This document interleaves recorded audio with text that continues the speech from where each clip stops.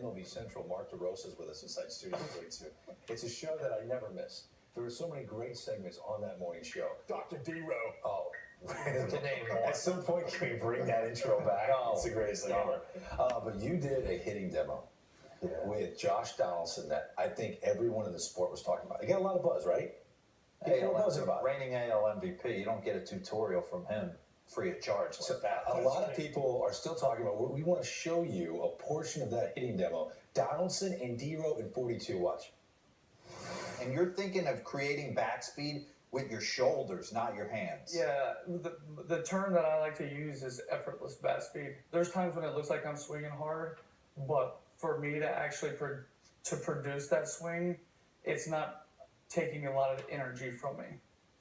So that's what I mean by effortless bat speed. And my bat's flying through the zone at a pretty high rate of speed. This is wherever I get to here and I come this way, it's kind of more of a rubber band effect. So if most guys, what you were doing with your hands, if I had a rubber band right here, I'm taking the rubber band and I'm stretching it this much.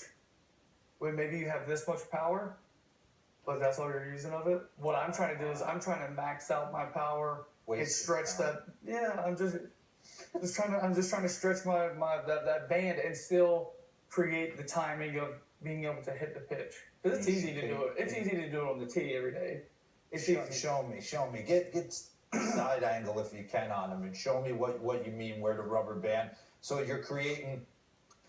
Yeah, I'm trying to create that tension at the top part of my load, or not at the top part of my load, but when I get to the finish of my load, which is, so if this is the top part of my load right here, once I get to there, now my rubber band is finished. If I'm a 10-year-old kid at home, give me something to go out and. Okay, I'll tell you, if you're 10 years old and your coach says get on top of the ball, tell them no. Because in the big leagues, these things that they call ground balls are outs. Yeah, they don't pay. They don't pay you for ground balls. They pay you for doubles. They pay you for homers. That's awesome. Are you kidding me right there? That's awesome. Now, I'm going to be honest with you. A lot of what he was saying to me was nothing I've ever heard before, and B, not something I ever tried to do. And when I went in the cage, I went in with the idea, like I had never heard of letting my shoulders and that rubber band effect almost turn my body into a human catapult. Yeah. I always tried to eliminate as much movement as I could, and I always felt that my hands could get to anything as long as I didn't move my head and as long as the weight was on the inside of my back knee.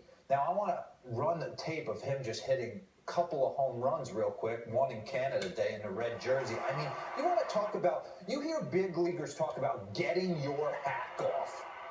America, that's getting your hack off. Canada, that's getting your hack off. That is tension-free, like he said. And we can run this back. Because, Case, we talked about in a production meeting, you talked about 3 different loads. Yeah. First off, the beauty of it, if we could just get him to raise the load the front side. I mean, right there, stop for me. I mean, it's so dangerous right there. The weight is, a lot of things that I incorporated into my swing, the weight is on the inside of his back knee. He's not moving his head. I did the play ball and talked some hitting with Josh Donaldson. He talked about loading that back hip. When he gets there, he's loaded inside of that back hip and ready to launch. And now run it out a little bit until right there. Stop. So now he's creating that rubber band effect right here. Had you ever heard that? Yeah. Oh, yeah. So you have heard that. 100%. So what was your MO when you were in the box? You never thought about that. Well, you know what? I was the same as you. Like, I thought a lot about my hands, but I must admit there was a couple of times in my career where he talks about not even thinking about his hands. You know, he talks about that. But look at that separation he gets right here. That's the rubber band effect talking. He walked away from his hands, and he gets that launch right here. Mm-hmm. Now he can unload it. And he was saying to you right there how he pinches the scaps. Yeah. I pinch the scaps. And what he does too, he gets a little bit of a lean in. That lean in allows him to keep his hands close to his body back here with that coil effect. And that's what Josh Donaldson does so well. He gets here and then he uncoil. He's able to uncoil. I've had some times with that same thought process where, and he talks also too about being nice and easy. He loved Manny Ramirez. And he talked about, man, when I was in the box, I just wanted to see how easy I can do it. Now, when you watch Josh Donaldson in this next series, pay attention to that. Pay attention how slow everything was. He's right here. He's real slow. But what he does is he maximizes his body. Not the biggest of dudes, which was surprising to me. But he gets that load, and then he gets the separation, which is the rubber band effect, and then he pinches the scap or whatever and pulls his hands in, and then he doesn't really think about this. He thinks about an unloading of his backside, which his barrel comes boom right there, and he gets it out front. Almost like setting his hands like on a platter effect, like he's. Yeah. That to me, he talked about that. Yeah, bat angles. I mean, complete opposite thinking of me coming up in 1996, 98, where it was here and it was straight. Boom. I mean, I was trying to come down and inside the baseball and create backspin that way.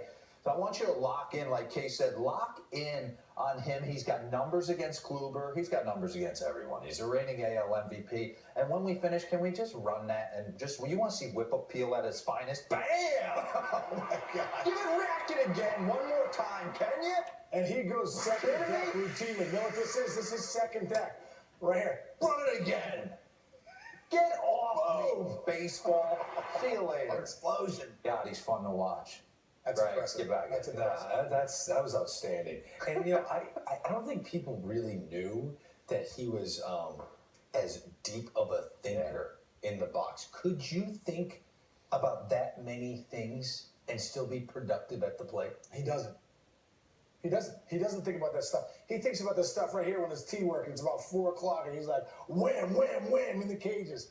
You know, when he gets in the game, it's all see the ball, hit the ball. He's done enough where his technique's so now it's just muscle memory. See the ball, hit the ball. Yeah, he's just telling you what he's doing. He's seeing it, hitting it. And when Josh Donaldson's locked in, there's nobody better. Because after I watched that demo, it was a new way of watching Josh Donaldson at bats. I'm like, is he really running through all this stuff in his head in game? You're saying that's not? No, he's just telling us what he's thinking. In game time, it's just time to compete. And he's one of the best competitors out there. I just think it's amazing that he has created for him, he has created turned his body into a human catapult for his hands.